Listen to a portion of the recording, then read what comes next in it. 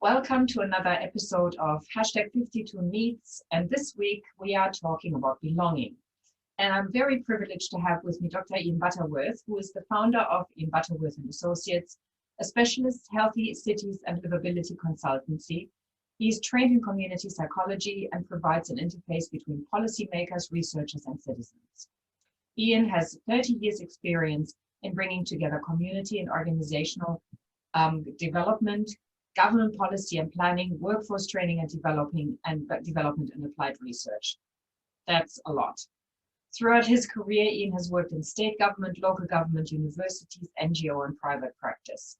Iain was a Fulbright Scholar in 2003 and 2017, and has expertise in the WHO Healthy Cities program and the UN Global Compact Cities program. And on a personal note, he loves gardening, music, and making boiled bagels, which I still have to taste. So welcome, Iain. Thank you very much. So let's talk about belonging in life. So in everyday life. Now, so you are an expert in cities. Has our sense of belonging changed since we've moved from small communities to really, really big cities? I would have to say yes. Especially probably with the advent of the motor car and the ability to sprawl and move far away from the places of work and separating our work lives from our homes. I think that's been a huge impact, and the loss of the small village feeling that our species has grown up around. In times previous to the current sort of industrial era, we lived and worked very close to each other, and all of the things we needed to get were by and large within a walking distance of where we happened to be dwelling. Yeah. So I think there's been a huge separation during the 20th century, and probably even that began with the Industrial Revolution and their discovery, you know, the creation of rail transportation. Suddenly it was possible to separate different aspects of our lives from each other. The whole notion of commuting took over.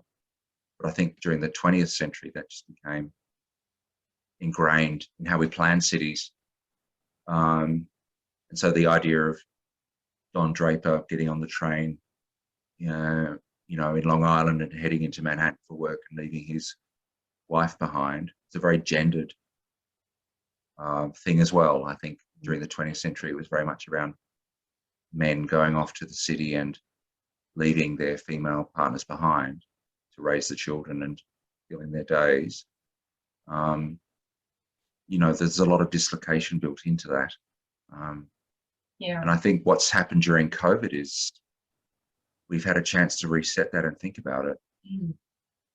Yeah, and yeah, it's really interesting, as you said, you know, like women live one part of their life, or used to, and men live one part of life. And when I talk to, and it's still to some degree like that. And sometimes when I talk to my clients, and specifically the men, and I say to them, so what are you doing on the weekend? And they say, I don't know, I have to ask my social director. So they don't know what's going on in their own life. They get their whole sense of belonging through their partners. And I've often had the situation that there was a marriage that would break apart. And with that, all the social connections for the men would disappear.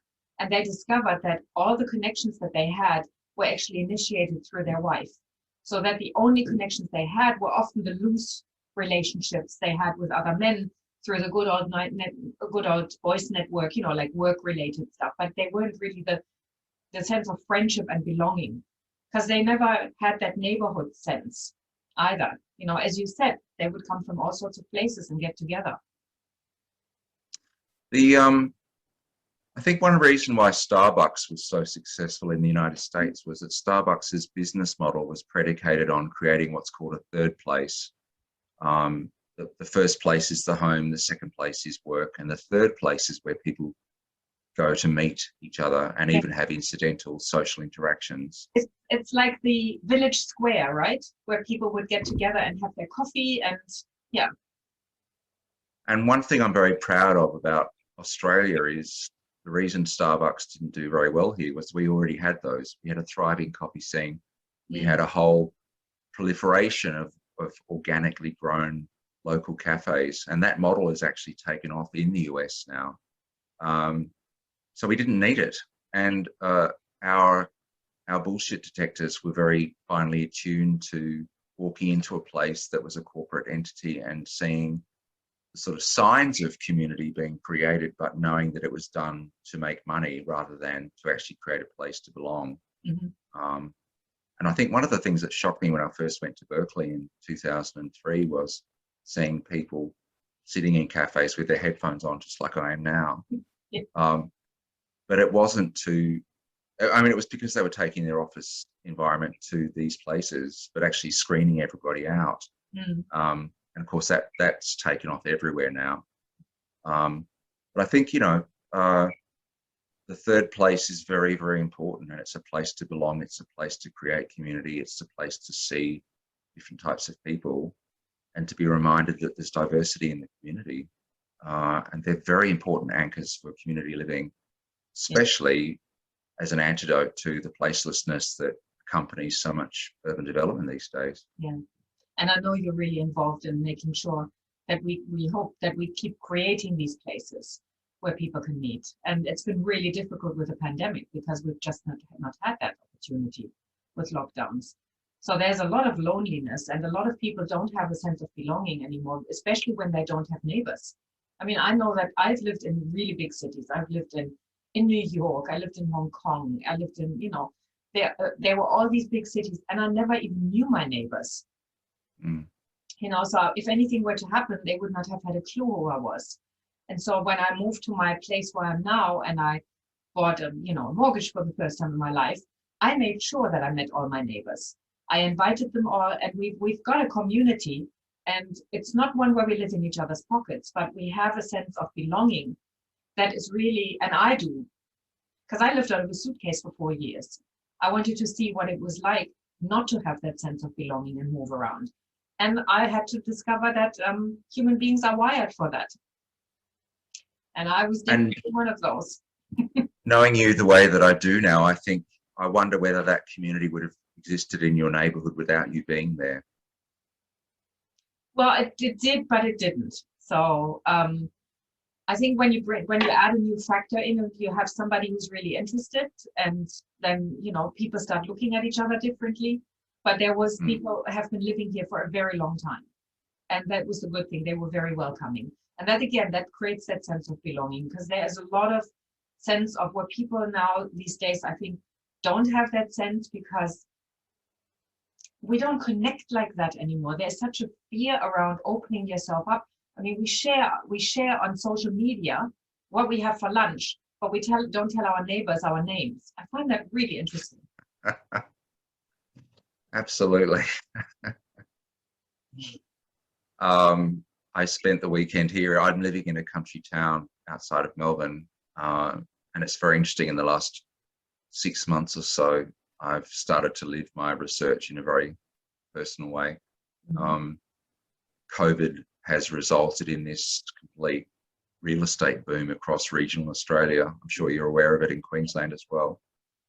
And I mean, a house 2 doors down from us just sold for $905,000, and that was $60,000 above what they were asking. I mean, it's just insane.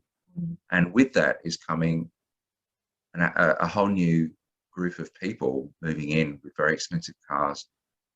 I mean, I've lived here for 11 years, and one of the things I loved about being here was the sense of saying hello to people on the street. And the first time I'm noticing that that's maybe not going to happen so much anymore.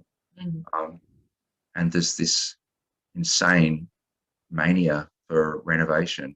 So the notion of having a quiet sanctuary is now being drowned out by weekend of chainsawing and wood chipping. And I mean, and admittedly, I contribute to that from time to time. But this bloke across the road on Saturday, he was shoving fence posts into this giant chipper that went from 10 a.m. through to 5. And I went to see him and I said, is this going to take very long? And he said, look, it's just one day. And I wished later on, I said, look, this is the day that I plan my meditation retreat. You know, at what point do our neighbours say, look, I'm going to be creating some noise. I'll just check in with the immediate residents to let them know. But people don't do that anymore. Because again, when there's a sense of belonging, there's also a sense of not obligation, but there's a courtesy and a consideration that you don't need to have when you don't know somebody. Exactly. And I think it's really interesting because that sense of belonging is so important to us. I mean, they have now identified that when we have that, we grow older, healthier. And the social connections are so important to us because they're ensuring longevity. And it's all linked to family and community and culture and place, you know. And so if we have people living around us who go, I'm just here because during the week I'm not here anyway, so why should I bother talking to you? It changes things completely. Yeah. I mean, yeah, village life, it has definite positives. I mean, it also has costs, and one of those is the loss of privacy, possibly, and the sense that your neighbours know too much about you. But I mean, I'm guilty of that. I was reflecting just as I was speaking with you that yesterday I started a half-hearted gardening blitz. The garden's full of stuff that I can't be bothered chopping up at the moment, but I chopped down a whole lot of deciduous shrubs along our fence, which they were going to lose their leaves anyway. But my 90-year-old neighbour popped his head over the fence and said, my God, what have you done? And it's, you know, maybe I could have gone around to see him and said, look, what do you think? I actually did it because before, in years gone by, he suggested that there was not enough light getting into his property. So I thought I was doing him a favour, but it's that checking in process, right? Yeah. And that's what I like. And I think it's really important that we start doing this. I lived in one apartment once where people moved in next door, and they had a welcome, a housewarming party, and the neighbors above hadn't even met them yet, and they immediately called the police. On the other hand, I have my neighbors next door who every time they have a party throw little notes into everybody's mailbox or come by personally and let us know that something is happening. Well, that happens 3 times a year, so everybody goes, just go for it, you know, have a wonderful time.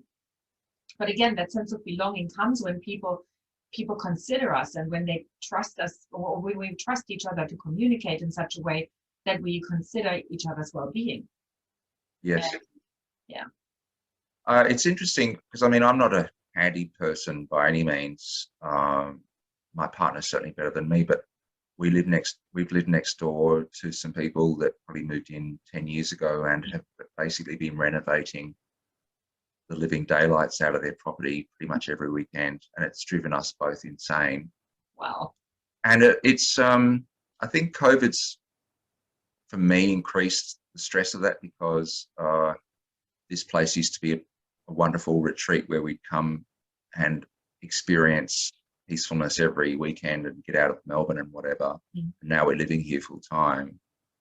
But it's just interesting watching the home being created as this personal project where the externalities, the noise, the visual impact, kind of, they're not, our neighbours don't seem to see the issues there.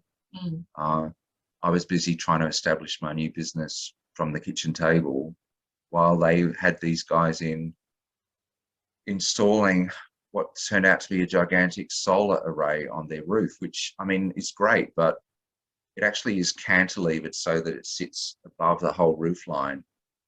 And it's like I said to my friends, if I'd wanted to live next to Melbourne Airport, I would have moved there. It's like a gigantic, and it's you know, the whole notion that maybe the visual impact of what they were doing might affect us in some way, that was never, we didn't even know it was going to happen. Okay, so it sounds like your neighborhood is changing quite rapidly, and your sense of belonging is as well. I know we don't have that issue right now, and you mentioned that people are moving in and out. I remember, and it's going to come, I don't know, when we start traveling again at some point, it's probably going to become an issue because it already is. I remember when I went to Barcelona a few years ago, and my friend and I rented an apartment in Barceloneta because that was close to where we wanted to be. And we arrived, and there were signs everywhere, and the residents were campaigning against Airbnb being able to rent out apartments because people were in and out and in and out, and were interrupting that sense of community and that sense of belonging because they just didn't want to have any part in what was going on. They didn't care about noise. They were having parties, and this was specifically for younger people. And this was a place in I don't know if you in Barceloneta, when you go to the community space or the village square, the benches that are put up are all angled so that when you sit on one bench, there will be somebody who sits there, has the opportunity to talk to you. So this is a very, very community-centered environment, and Airbnb was interrupting that completely. It's really interesting because I've been exploring this notion of sense of place for quite a while, and it's a blanket term that's used to sell everything from new housing estates, to existing real estate, to travel. And when we go to places that mean something to us, we're often visiting a place that has these strong visual cues about creating community. Yeah. And we in colonial countries, we often fly thousands of miles to go and sit in a piazza in Barcelona because that gives us a really strong sense of vibrancy. And we often don't, for whatever reason, we in colonial societies don't necessarily have, right? Yeah, we don't necessarily build those places very well. I had a South American friend living in Sydney once, and she said, look, if Australia had to be colonised by anybody, I wish it had been the Spanish, because they would have built good piazzas. This sense of place thing is interesting because there is so much tied in with that term, and I know that the researchers have attempted to unpack it. So when we talk about sense of place, it could include notions of place attachment, this very strong emotional, often a subconscious sense of identity with the place, or it could be place dependence. We live somewhere because we get the things we need from there that we can't maybe get from somewhere else. But you can have a place dependence, but also not be attached to it whatsoever. You can live somewhere grudgingly and resentfully because you have no other options. Yeah. You're caring for an elderly parent who still lives there, but you may have disconnected from that place a long time ago. You need to get out to live your own life, Yeah. So there are so many conscious and unconscious things that go with that place identity, like I am this place. And I think Indigenous perceptions or concepts of place are so much, I think in many ways, very much richer than Western concepts, because the notion of identity and belonging and reciprocity and stewardship is so built into those places and the cultural expectations that go with that. And I think in some ways, the Western industrial, car-based, placeless city or urban sprawl is the opposite of that. And what's happening with the COVID real estate boom in regional Victoria and regional Australia is people are discovering these villages and having this opportunity to not be commuting anymore, stuck on a freeway or in an overcrowded train. People are realizing that we don't necessarily need that urban dislocation anymore. But life being what it is, full of paradoxes, now these places are getting so expensive that locals can't afford to live there anymore. And there's a huge homeless problem amongst women in their 50s. Like, that's the most vulnerable age pocket now in Australia. Nobody was expecting that, except probably women themselves whose needs and aspirations weren't factored into the real estate system. Mm.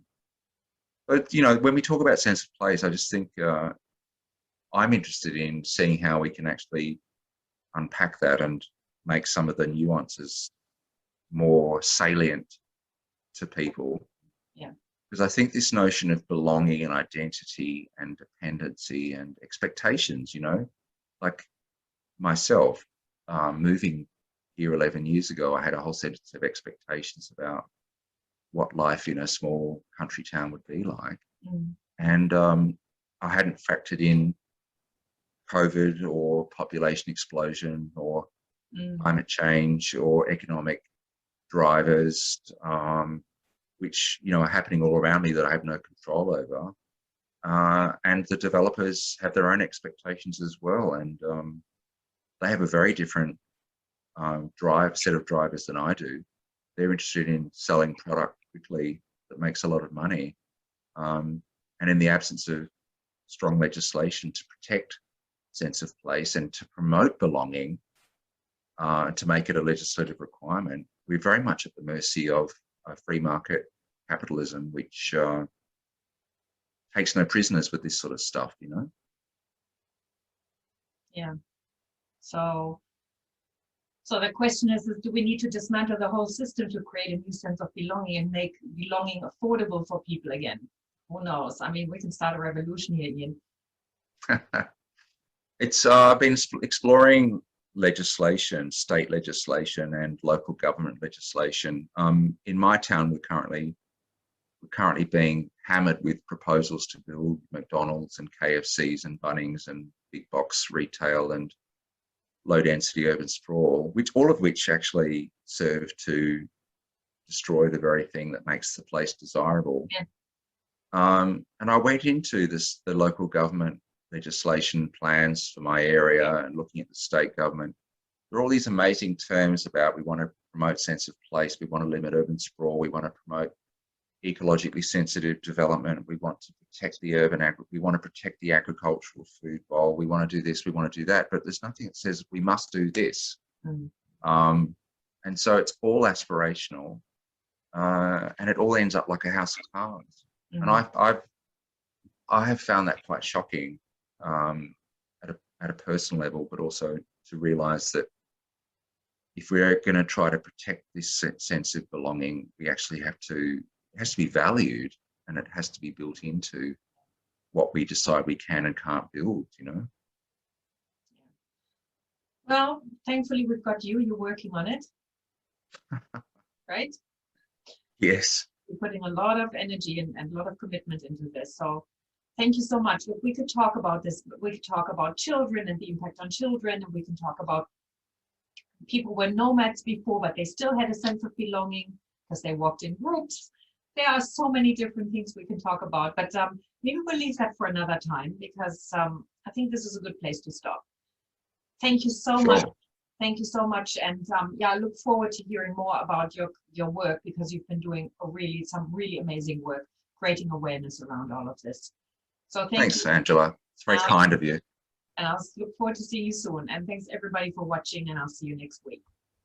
Bye-bye.